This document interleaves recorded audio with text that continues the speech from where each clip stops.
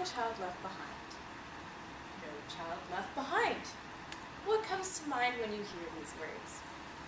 Well, for me, I think in America, every child is guaranteed a wonderful education, well-rounded, yes. But in actuality, they're getting an education in math and literacy based on the No Child Left Behind Act of 2002. So, what my project is looking into is adding to the discussion of other programs, not math or literacy, specifically the arts. So, the arts are very testable given their nature, so I'm looking at a given school district in a given state and seeing what their situation is and how the No Child Left Behind Act has impacted the arts. To accomplish this, I've talked to I've looked into 3 sources. I've interviewed the current superintendent, John Borman. I've also looked at a variety of news articles discussing the situation in District 38. And then I've also talked to Jack Liu, who was a former art instructor, not within the district, but has a set of standards arts education should accomplish. So, talking to John Borman, I asked him, what are your personal goals when it comes to the arts? Well, he answered saying that, in general, he wants the district to produce well-rounded children. Of course, having a value on the arts.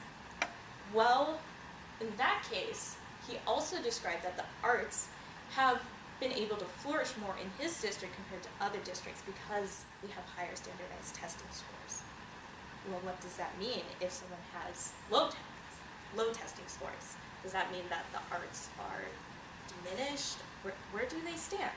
So given this example, I looked more into District 38 in the news and the media. And I found that the US News and World said that it's 50% over proficiency in math and 80% in literacy. That's great. That's a good standard. But also at the same time, when it comes to arts, you need to take into account funding. So looking into funding, Colorado has slashed its education budget by an immense amount after the recession. Therefore, where does that leave the arts when it comes to funding? Well, looking towards Jack Liu, I asked, what defines a good arts education in any given setting? He said 3 things: administration and parents supporting the arts. Another one was the instructors being there and also producing art, also having access to the arts. Well, within District 38, now, after a decade of No Child Left Behind, has been missing out on art instructors producing art. That is not a requirement. And also the parents are not in support of the arts as much as other programs. So with those 2 things missing, I'm aiming to look at, in further research, interviewing a former superintendent who was there before No Child Left Behind and seeing what arts education looked like.